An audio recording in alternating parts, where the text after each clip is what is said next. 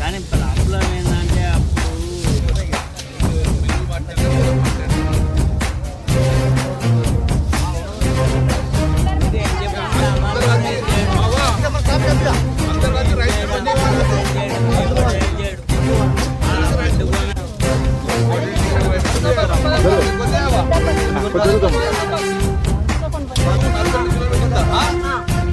అన్ని కూడా 40 కిలోతో పోతాయి.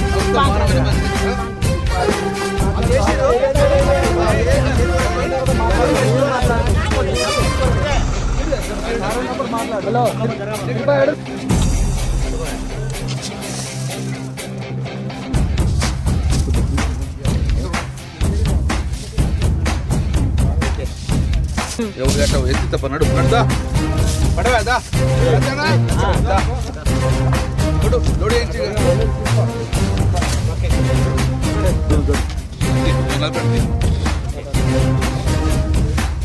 ఓకే.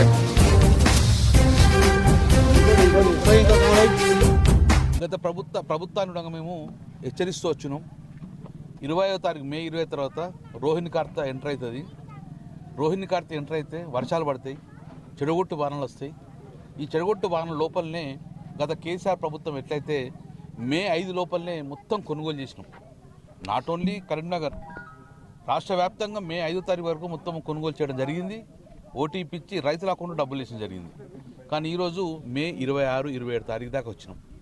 అయినా కానీ కొనుగోళ్లలో 50% కూడా చేసిన పరిస్థితి. మేము గతంలో కొనుగోలు కేంద్రాలకు ఇన్స్పెక్ట్ చేసినాం, ఐకేపీ ఇన్స్పెక్ట్ చేసినాం. ప్రభుత్వం మొద్దు నిద్రలో ఉన్నది. అయితే బార్దాన్ ఉండదు, లేదా సుత్తులు ఉండదు, లేకపోతే హమాలీ షార్టేజ్ అంటారు, లేకపోతే ట్రాన్స్పోర్ట్ షార్టేజ్ అంటారు, లేకపోతే 43-45 కిలోలు పెడితేనే మీకు రైస్ మిల్ దించుకుంటామని చెప్పి ఇక్కడ నియంత్రణ లేదు. రైస్ మిల్ దగ్గర నియంత్రణ లేదు ప్రభుత్వానికి, ఎవరి మీద లేదు. అన్నిటికీ పెట్టుకుని అడిట్ చేసి ఒక రైతు పండించిన పంట సుమారు నెల 15 రోజుల దాకా కల్లాలో ఉంటే రైతు పరిస్థితి. అందుకే చాలాసార్లు మేము కల్లాలు తిరిగినాం. అధికారులు మా ముందటి కొంచెం లోడ్ చేస్తారు, తెల్లారి మళ్ళీ చేతులు ఎత్తేస్తారు. ఎక్కడో నియంత్రణ లోపం జరిగింది. మళ్ళీ చెప్పినాం మేము ఆ రోజు చూడంగా, వర్షాలు పడితే రైతు ఇబ్బంది పడుతుందని చెప్పినాం. అనుకున్నట్టే నిన్న కరీంనగర్లో అకాల వర్షం పడ్డది. ఇది రైతు పరిస్థితి, ఇది రైతు పరిస్థితి. తడిసిన ధాన్యం ఇప్పుడు ప్రభుత్వం ఏం చేసింది, వల్ల తడిసిన ధాన్యం మేము కొనమని చెప్పేసి ఇటుకాడ కూర్చున్నది వల్ల ఐకేపీ సెంటర్ అన్ని బంద్ పెట్టేసి. కానీ మీరు బంద్ పెడితే మళ్ళీ ఇవాళ వర్షం పడితే ఈ ఒక్క పంట పండించే పంట అంతా కూడా పోతుంది. ఎవరు దీనికి బాధ్యులు? అందుకే ఈరోజు మళ్ళీ కల్లాల తిరిగినాం. కరీంనగర్ మండలం, కొత్తపల్లి మండలంగా మేము తిరగడం జరిగింది. మేము ప్రభుత్వంలో డిమాండ్ చేసినాం, అధికారితో మాట్లాడినాం. నా ఎంబ డిఎస్ఓని పిలుచుకొచ్చుకున్నాం. మీరు రైతు పండించిన పంట ఎత్తకపోతే డెఫినెట్గా ఈ యొక్క పంట మొత్తం తీసుకొచ్చి మీ ఇళ్ళ ముందు వారెత్తా అని చెప్పిన.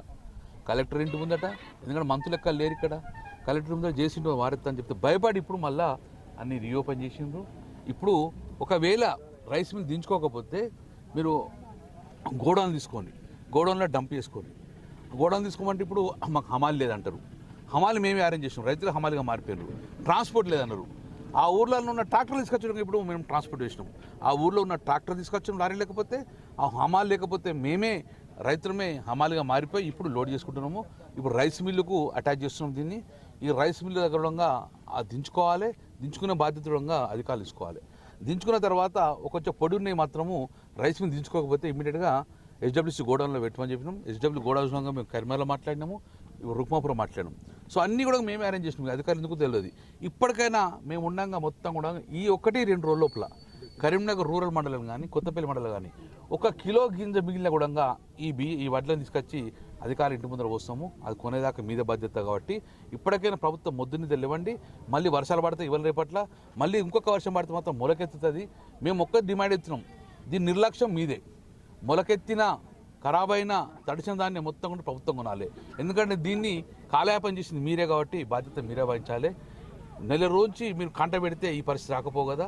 అందుకే ఇమ్మీడియట్గా ప్రభుత్వం డిమాండ్ చేస్తున్నాను, రైతు పండించిన 1 కిలో కూడా మిగిలితేడంగా అది మీరే బాధ్యత కాబట్టి ఇమ్మీడియట్గా కరీంనగర్ మండలంలో కొత్తపేట మండలంలో ఉన్న టోటల్గా ప్యాడీని కూడా లిఫ్ట్ చేయాలని చెప్పేసి డిమాండ్ ఇస్తున్నాము. లిఫ్ట్ చేయకపోతే ఉన్న ప్యాడీని మొత్తం తీసుకొచ్చి మీ ఆఫీసు ముందర పెట్టుకొని మేము నిరసన వ్యక్తం చేస్తామని చెప్పి మేము డిమాండ్ ఇస్తున్నాం.